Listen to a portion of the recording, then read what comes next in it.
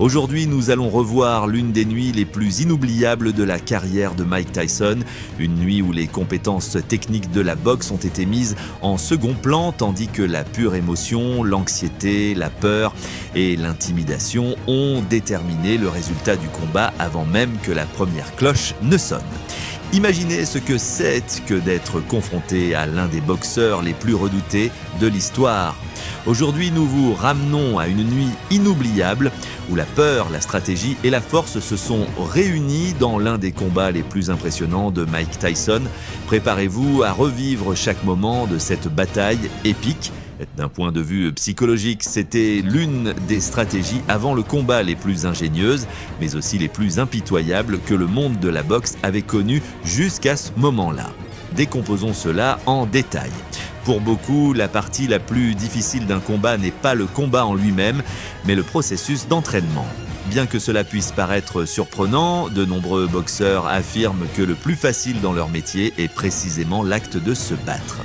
Tyson, l'un des poids lourds les mieux conditionnés et esthétiquement impressionnants de l'histoire, ne s'est pas formé uniquement grâce à un talent naturel ou un don divin.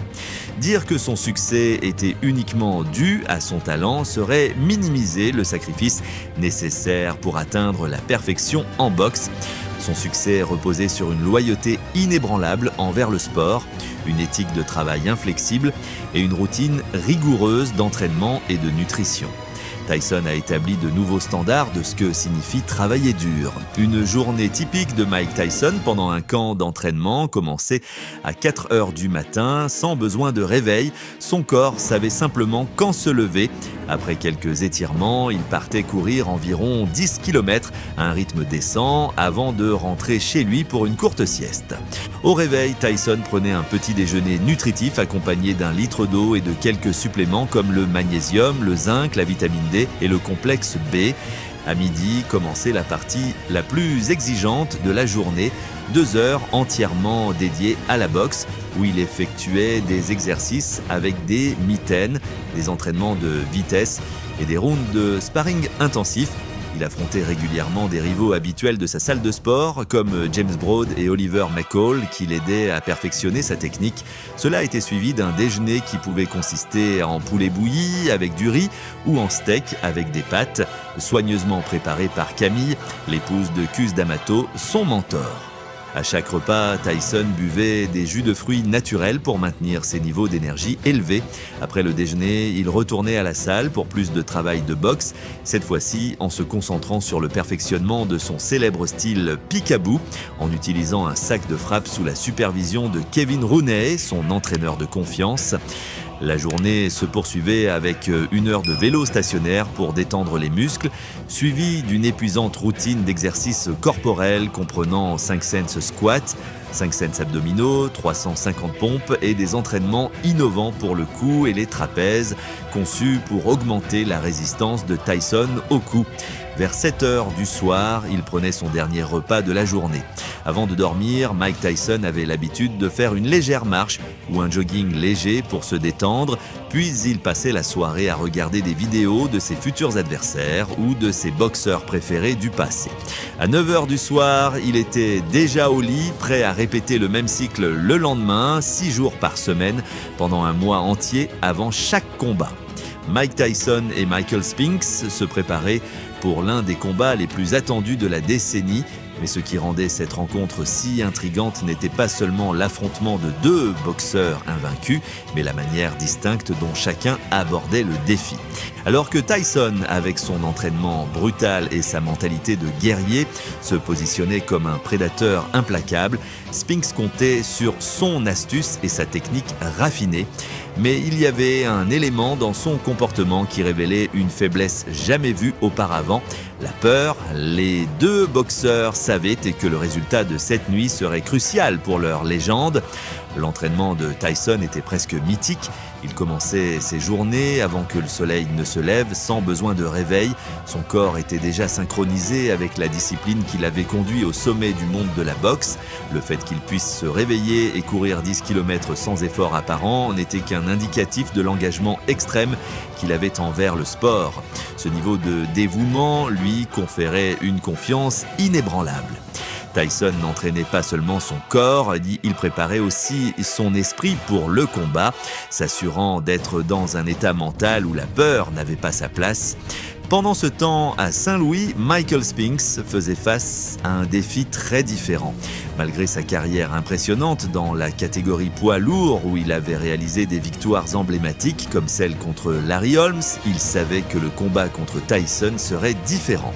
Spinks s'était fait une place parmi les grands grâce à son approche de la résistance et de la précision, des éléments clés dans son style. Cependant, en affrontant quelqu'un comme Tyson, un boxeur qui dépendait non seulement de sa force brute, mais aussi d'une capacité mentale implacable, Spinks commençait à se demander si son approche serait suffisante.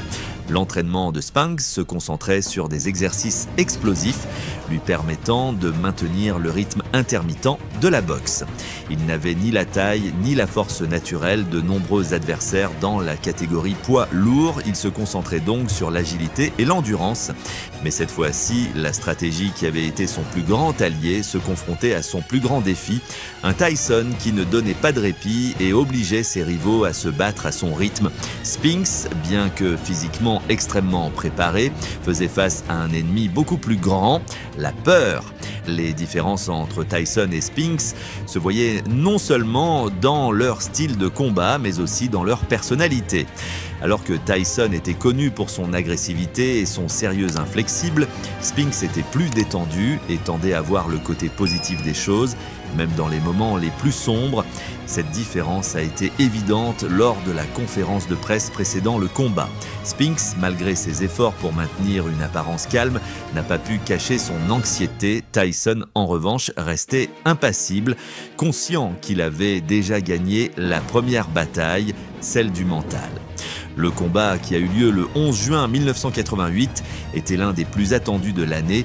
Tyson, avec son record de 34 victoires, dont 30 par KO, était le grand favori.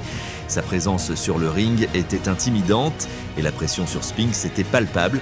Spinks, bien que invaincu avec 31 victoires, ne parvenait pas à projeter la même confiance. Dès le moment où les deux boxeurs sont montés sur le ring, la différence dans leur approche mentale était évidente. Tyson semblait être un prédateur rôdant autour de sa proie, tandis que Spinks montrait des signes de doute. À peine la cloche a-t-elle sonné que Tyson est passé à l'attaque, ne laissant à Spinks aucun temps pour s'ajuster. L'approche de Tyson était implacable, lançant des coups précis et puissants qui ont immédiatement mis Spinks sur la défensive. Le public n'a eu que peu de temps pour assimiler ce qui se passait car la domination de Tyson a été totale. Spinks, qui avait durci son entraînement pour ce moment, n'a pas pu résister à l'assaut. Le combat, qui avait été promu comme l'un des plus compétitifs de la décennie, s'est terminé en un clin d'œil. En 91 secondes, Tyson a mis Spinks à terre, mettant fin non seulement au combat, mais aussi aux espoirs de Spinks de rester au sommet de la boxe. Ce fut l'une des défaites les plus rapides et écrasantes de l'histoire de la boxe poids lourd, et cela a consolidé Tyson comme l'homme le plus redouté de la planète. Avec cette victoire, Tyson non seulement a conservé son titre, mais a également réaffirmé sa place dans l'histoire comme l'un des boxeurs les plus dominants de tous les temps. La défaite a eu un impact dévastateur sur Spinks, qui, malgré sa carrière impressionnante, n'a pas pu surmonter le traumatisme de cette nuit-là. Peu après le combat, Spinks a annoncé sa retraite, laissant un héritage de grandeur, mais aussi une ombre de ce qu'il aurait pu être s'il avait pu surmonter la peur que Tyson lui avait imposée. Bien que Spinks ait été un boxeur brillant, sa carrière serait toujours marquée par cette défaite, un rappel de ce qui se passe lorsqu'un athlète affronte non seulement son adversaire, mais aussi ses propres démons intérieurs. La victoire de Tyson sur Spinks n'était pas seulement physique, c'était une victoire psychologique. Tyson comprenait mieux que quiconque le pouvoir de l'esprit dans le sport et cette compréhension l'a conduit à devenir une légende. Bien que de nombreux boxeurs aient essayé de reproduire son succès, peu ont pu égaler sa combinaison d'habileté physique et de force mentale, une combinaison qui en a fait l'une des figures les plus redoutées et respectées de l'histoire de la boxe. Si vous avez aimé ce voyage à travers l'histoire de la boxe et vous souhaitez voir plus de contenu exclusif sur les légendes du ring, n'oubliez pas de vous abonner à notre chaîne et d'activer la cloche pour ne manquer aucun épisode de BLTV Classique. Nous vous verrons au prochain round.